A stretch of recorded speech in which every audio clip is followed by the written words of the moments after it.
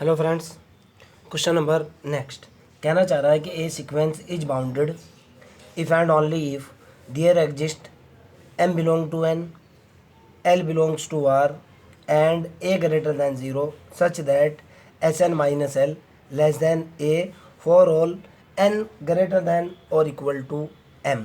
Question ये है कि अगर आपका कोई सीक्वेंस बाउंडेड है तो ये वाली कंडीशन पास होनी चाहिए, और अगर ये वाली कंडीशन आपकी पास है तो सीक्वेंस बाउंडेड होना चाहिए। फिर शॉर्ट में बता रहा हूँ, आपके पास कोई सीक्वेंस अगर बाउंडेड है तो mod of S N minus L less than a होना चाहिए, ओके। और अगर mod of S N minus L less than a है तो तब आपका सीक्वेंस बाउंडेड होना चाहिए। एक चीज़ मानते हुए चलूँगा, दूसरी का प्रूफ दूंगा, दूसरी मानते हुए चलूँगा, पहले वाली का प्रूफ दूंगा। और कहना चाह रहा है कि एम जो है कोई नेचुरल नंबर है और एल जो है ये कोई रियल नंबर है। बहुत बड़ा भी हो सकता है, बहुत छोटा भी हो सकता है, लेकिन सीक्वेंस के अंदर बहुत छोटा नंबर रहता है, ओके। एक चीज़ सपोज करते हुए चलता हूँ कि सपोज दैट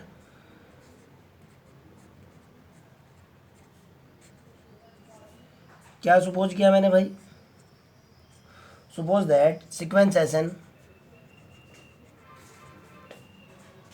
इज बाउंडेड। आपको इस चीज़ का बहुत अच्छे से पता है बेटा, लास्ट लेक्चर के अंदर भी मैंने ये बात बताई थी कि अगर कोई सीक्वेंस बाउंडेड होता है तो उसके अंदर सुप्रीमम भी होता है और इन्फीमम भी होता है। बोले तो अपर बाउंड भी होता है और लोअर बाउंड भी होता है। उसी की बात कर रहा हूँ। अगर सीक्वेंस मेरा बाउंडेड है so that sequence s n है वो क्या रखता है भाई, supremum and infimum. Suppose that हमारे पास जो है, suppose that there are two real number. अगर हमारे पास दो रियल नंबर हो,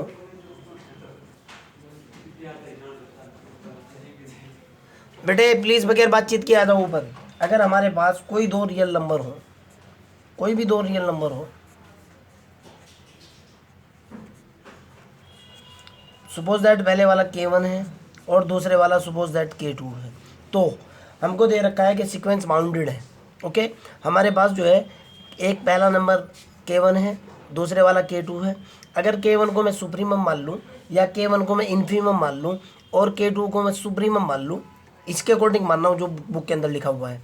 अगर मैं K2 को जो है इन्फीमम मान लूँ और K1 को सुप्रीमम मान लूँ, वही कह रहा हूँ, ओके। मेरे पास जो सीक्वेंस है बाउंडेड है। अगर सीक्वेंस बाउंडेड होगा तो उसके अंदर सुप्रीमम और इन्फीमम होंगे। मैंने दो रियल नंबर लिए, एक K1 लिया, दूसरा K2 लिया। सपोज दैट मैं कह रहा हूँ कि K2 जो है ना वो तो मेरा सुप्रीमम है एंड K1 जो मेरा क्या है, सपोज दैट K1 मेरा क्या है, अगर मान लिया इन्फीमम हो। तो बाउंडेड सीक्वेंस की जो डेफिनेशन बोलती है, बाउंडेड सीक्वेंस की डेफिनेशन ये बोलती है कि जो सीक्वेंस है सुप्रीमम और इन्फीमम के बीच होगा। ये अपर बाउंड हो जाएगा, ये लोअर बाउंड हो जाएगा from the definition of bounded sequence, okay. देखो बेटा, और ये कंडीशन मैंने जो ली फॉर ऑल किसके लिए ली, एन बिलोंग टू एन, हर एक नेचुरल नंबर के लिए मैंने इस कंसेप्ट को यूज़ किया। मैंने क्या किया, इसके अंदर एक नंबर ऐड किया, ध्यान से सुनना, क्योंकि मेरे को ये लाना है। और ये तो क्लियर हो चुका, पहले आपका टारगेट भी क्लियर कर दूँ, आपको प्रूफ क्या करना है। We want to prove that, we want to prove that,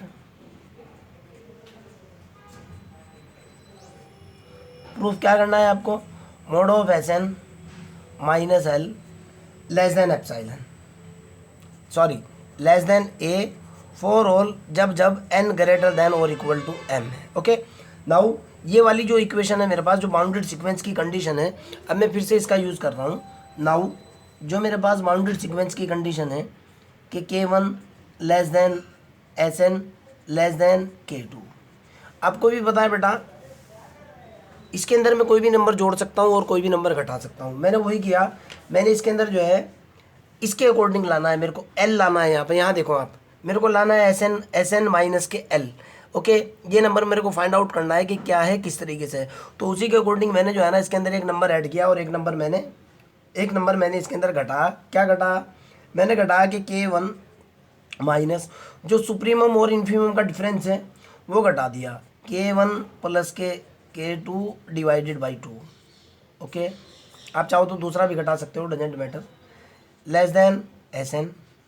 यहाँ भी मैंने घटाया, क्या घटाया भाई, K1 plus K2 divided by 2 less than K2 minus K1 plus K2 divided by 2। Clear. जब मैं इसको सॉल्व करूँगा बेटा, ये निकल कर के आएगा 2K1 माइनस के K1 माइनस के K2 divided by 2 less then Sn minus K1 plus K2 divided by 2 less then 2K2 minus के K1 माइनस के K2 डिवाइडेड बाई 2। क्लियर है ना। आगे की तरफ चलते हैं। अगर ये निकल चुका तो यहाँ से मेरे पास निकल कर के आएगा बेटा, जब मैं इसको सॉल्व करूँगा, ये K1 है, 2K1 के अंदर से K1 गया, कितना निकला बेटा, ये हुआ मेरे पास K1 माइनस के K2 divided by 2 less then Sn less than, sorry गलती कर दी है, ये हुआ मेरे पास K1 माइनस के K2 divided by 2 less then Sn minus K1 plus के K2 divided by 2। Clear. Less than K2 minus के K1 डिवाइडेड बाई 2। इधर से निकला बेटा, 2K2 के अंदर से K2 कट गया, K2 minus K1 divided by 2। Clear है ना, नो प्रॉब्लम। आगे की तरफ चलते हैं। अगर बाय चांस सपोज दैट, मैं ये कहने की कोशिश करता हूँ कि सपोज दैट, अगर इस नंबर को मैं ये मान लूँ, सपोज दैट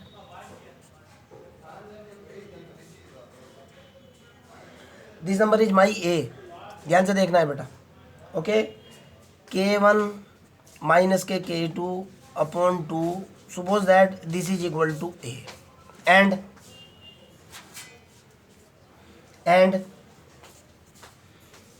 K1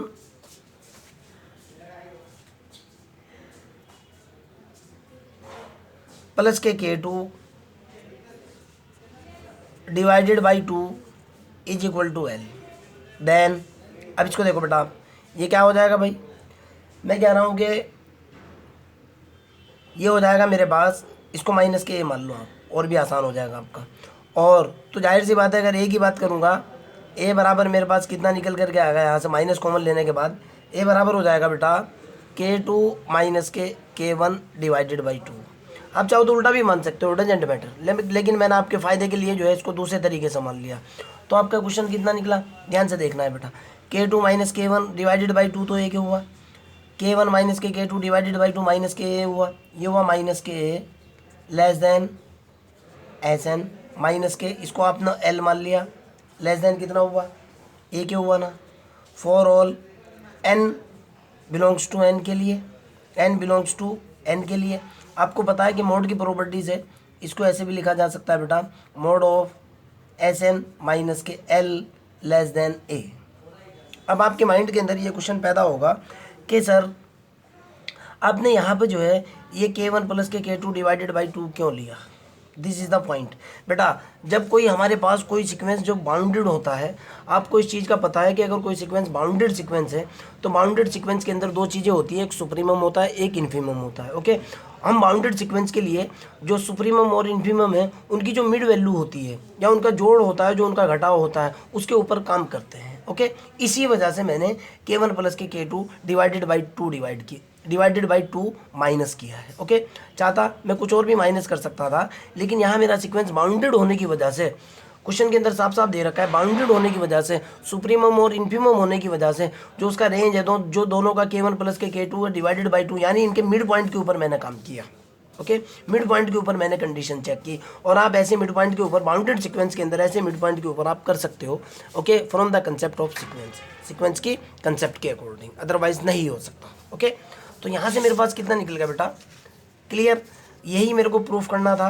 देखो आप, ये मोड की प्रॉपर्टी होती है, मैं आपको कह रहा हूँ कि मैं बहुत बार बता चुका हूँ रियल एनालिसिस के अलावा भी दूसरे लेक्चर्स के अंदर, अगर L लेस देन और इक्वल टू M है तो इसका मतलब निकलता है कि माइनस M लेस देन और equal to L less than और equal to positive M। This is the fundamental formula. उसी फॉर्म के अंदर क्वेश्चन को ला, एक प्रूफ तो आ चुका। अब सेकंड देखता हूँ।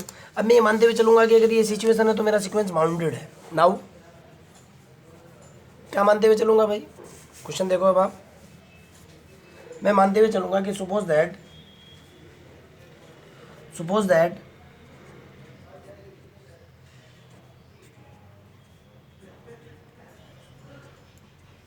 mod of Sn minus L less than A, then we want to prove that क्या साबित करना है, हम लोगों को सिद्ध करना है, we want to prove that the sequence Sn, मेरा जो सीक्वेंस है क्या होना चाहिए भाई, the sequence Sn is bounded, sequence Sn is bounded. अब मेरा टारगेट ये है, आप यहीं से देखो बेटा, जहाँ से मेरे पास कंसेप्ट है, तो मेरे पास कंसेप्ट क्या है, मेरे को गिवन क्या है भाई, अब की बार given that mod of Sn minus के L less than a for all n greater than m के लिए, n ग्रेटर दैन और इक्वल टू m। जब इसके ऊपर मैं मोड की डेफिनेशन लगाता हूँ, मोड की डेफिनेशन लगाने से, जैसे इसके ऊपर मैं मोड की डेफिनेशन लगाऊंगा बेटा, जो मैंने ऊपर लिखी हुई है ये वाली, इस कंसेप्ट को मैं यहाँ लगाऊंगा, तो ये कितना निकल करके आएगा बेटा, ये सीधा सीधा निकल करके आएगा, ध्यान से सुनना, Sn माइनस के L, इधर तो होगा लेस देन A और इधर होगा लेस देन माइनस के A। क्लियर है ना, आगे की तरफ चलते हैं, यहाँ तक आपको कोई आपत्ति नहीं है। ओके, अब देखो बेटा, अगर मैं Sn की बात करूँगा, मेरे पास जो लाइन निकल करके आई वो ये निकल करके आई मोड की प्रॉपर्टीज़ है कि minus A less than Sn minus के L less then A। Clear है ना बेटा, देखो अब ध्यान से सुनना, मेरे को यहाँ जो है सिर्फ Sn चाहिए, तो अगर मैं इसके अंदर प्लस L कर दूंगा तो जाहिर सी बात है यहाँ सिर्फ Sn बच जाएगा। मैंने यहाँ प्लस L किया, यहाँ भी मैंने प्लस L किया, ध्यान से सुनना, तो मेरे पास कितना निकल करके आएगा, इधर मैंने L जोड़ा, L माइनस के A less than Sn minus के L प्लस के L less then A plus के L। भाई ये तो आपस में कैंसिल आउट हो चुके, कितना निकल करके आया मेरे पास निकला L minus A less than Sn less than L plus के A। ओके, अब एक बात बताओ बेटा, आप मेरे पास निकल कर गया L minus A less than Sn, okay, less than Sn less than कितना निकला, आप इक्वल टू भी लगा सकते हो, कोई दिक्कत वाली बात नहीं है, L प्लस के A।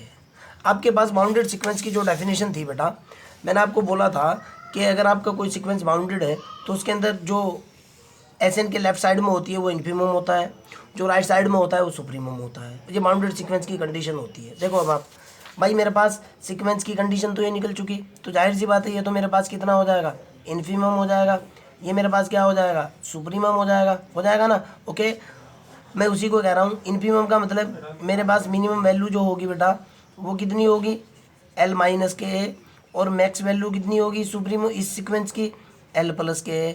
अगर by chance L minus A दो नंबर को घटाने पर कोई ना कोई तो नंबर निकल करके आएगा, सपोज दैट मैं इसको K1 मान लूँ, सपोज कह रहा हूँ मैं ये नहीं कह रहा हूँ कि K1 ही है, सपोज दैट मैं इसको K1 मान लूँ और सपोज दैट मैं इसको K2 मान लूँ। ओके, क्यों, किन्हीं भी दो नंबरों को आप घटाओ, आप 5 के अंदर से 3 घटाओ, कोई ना कोई नंबर निकल करके आएगा, आपके सामने है। मैं वही कह रहा हूँ, L के अंदर से अगर A घटा दिया, घटाने के बाद कुछ ना कुछ निकल करके आएगा, सपोज दैट K1 है, L के अंदर प्लस A किया, जोड़ा नंबरों को, कुछ ना कुछ निकल करके आएगा, मैंने कहा कि K2 है, तो मेरे पास कितना निकल गया बेटा, बात नहीं, K1 less then Sn less than कितना, K2, इन्फीमम भी आ चुका, सुप्रीमम भी आ चुका। आप क्या कहोगे, सो that sequence Sn is bounded.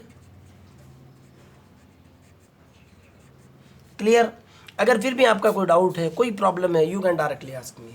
Okay, आगे की तरफ चलते हैं। अगले वाली डेफिनेशन है कन्वर्जेंट सीक्वेंस। नेक्स्ट डेफिनेशन की तरफ चलता हूं।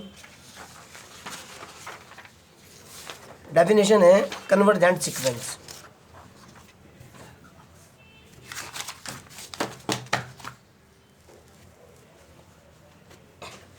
ध्यान से सुनना, कन्वर्जेंट सीक्वेंस क्या होता है।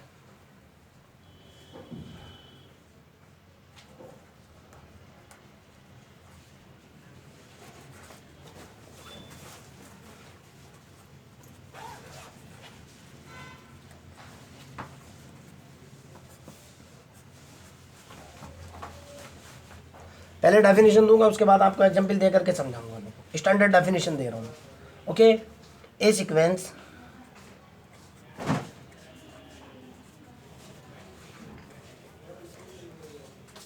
Sn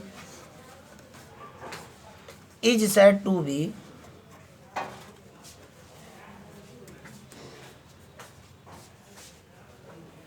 convergent sequence या converge to a number L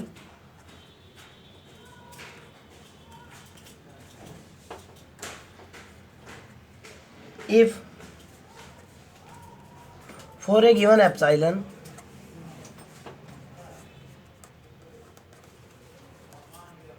greater than 0 there exists a positive number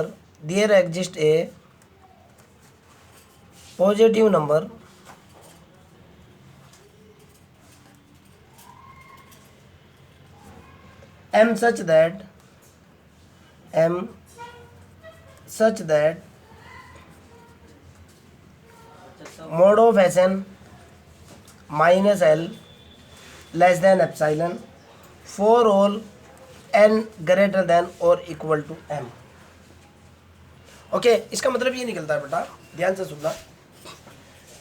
ये जो मेरा सीक्वेंस है, ओके, सीक्वेंस के अंदर जो है ना, अब आप इसको सोच करके देखो, Sn माइनस एल। मैंने आपको Sn माइनस, पहले तो इसका सारी के सारी का मतलब समझो क्या है। A sequence is said to be converge to a number L.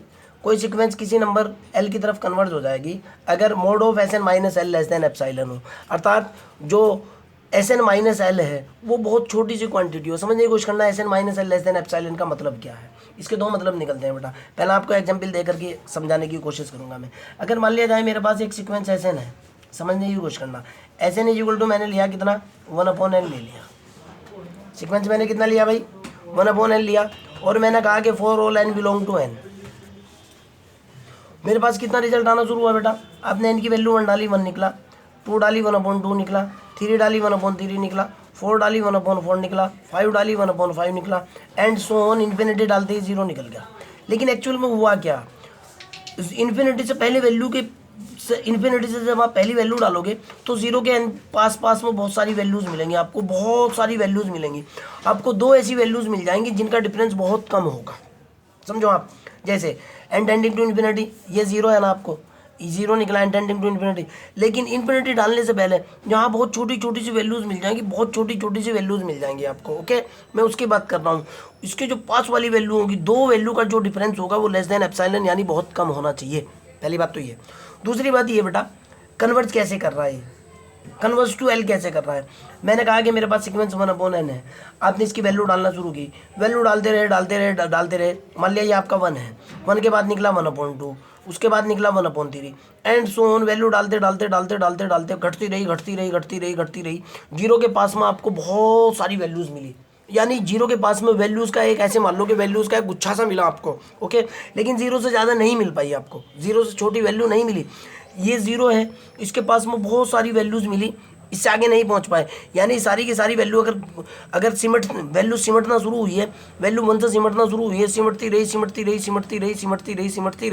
0 के पास जाकर के बहुत सारी वैल्यूज़ मिली और लास्ट वैल्यू मिली 0। यानी एक ऐसा पॉइंट जिसके पास में जाकर के बहुत सारी वैल्यूज़ आपको मिल जाए तो वो जो सीक्वेंस होता है उस पर्टिकुलर पॉइंट की तरफ कन्वर्ज करता है।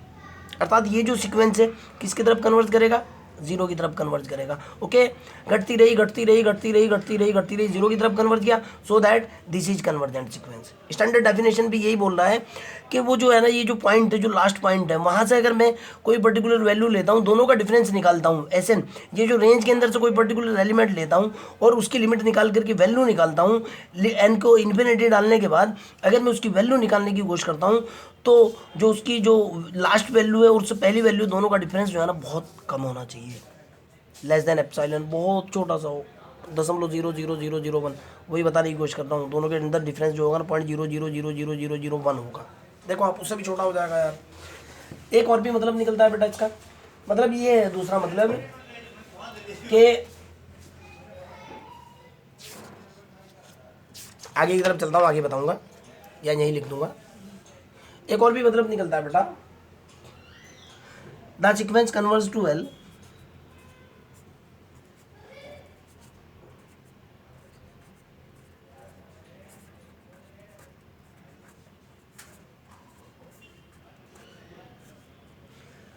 कैसे कल कन्वर्ट करेगी? अगर finite number of term of sequence, ध्यान से सुनना, finite number of term, finite number of term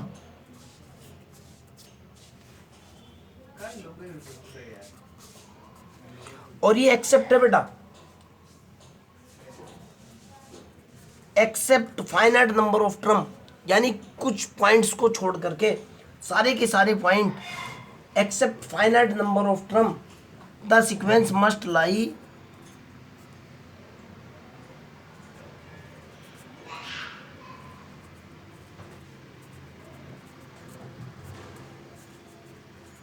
in open interval L minus epsilon comma L plus epsilon.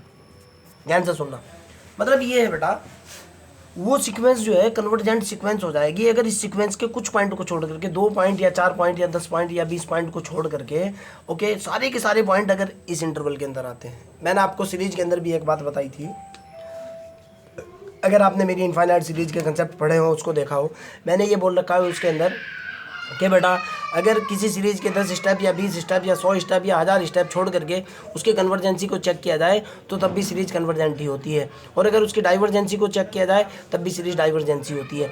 Same यही कहने की कोशिश मैं यहाँ कर रहा हूँ, अगर हमारे पास कोई सीक्वेंस है, अगर हम उसके 10 स्टेप या 20 स्टेप या 50 स्टेप छोड़ने के बाद उस सीक्वेंस को निकालने की कोशिश करेंगे, निकालने के बाद अगर वो कन्वर्ज हो रही है तो कन्वर्ज ही होगी, और अगर डाइवर्ज हो रही है तो डाइवर्ज ही होगी। जैसे अगर आप इसके ये वाले स्टेप छोड़ दो, ये स्टेप छोड़ दिए, 1/n के ये वाले स्टेप छोड़ दिए, छोड़ने के बाद इस सीक्वेंस के अंदर अगर मैं वैल्यू डालने की कोशिश करता हूँ तब भी जो है ना ये 0 की तरफ ही जाएगी। आप इसके 50 स्टेप छोड़ दो, 50 स्टेप छोड़ने के बाद तब भी ये 0 की तरफ ही जाएगी, अर्थात तब भी कन्वर्जेंट ही होगी।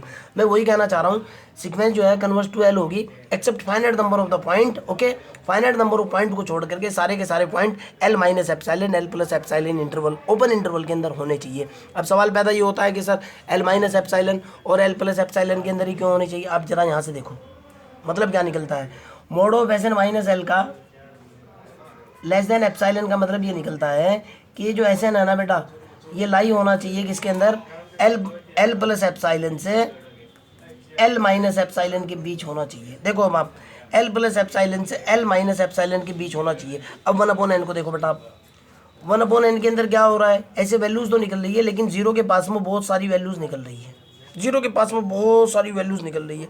तो 0 के पास में ओपन इंटरवल की बात कर रहा हूँ बेटा, ओपन इंटरवल के लिए है, ओपन इंटरवल के लिए 0 माइनस एप्साइलन और 0 प्लस एप्साइलन दोनों के दोनों जो है ना इस इंटरवल के अंदर होते हैं। रियल नंबर सिस्टम को पढ़ना, हालांकि पिछले चैप्टर का कंसेप्ट है, ओके, दोनों के दोनों इसी इंटरवल के अंदर होते हैं, अर्थात ये कंडीशन ओपन इंटरवल के अंदर वैलिड होती है, ओके, कुछ पॉइंट्स को छोड़ करके, सो दैट अगर ये कंडीशन पास है हमारी सीक्वेंस कन्वर्जेंट है, और अगर ये कंडीशन पास नहीं है हमारी सीक्वेंस कन्वर्जेंट नहीं है। एक बात और भी है बेटा इसके अंदर,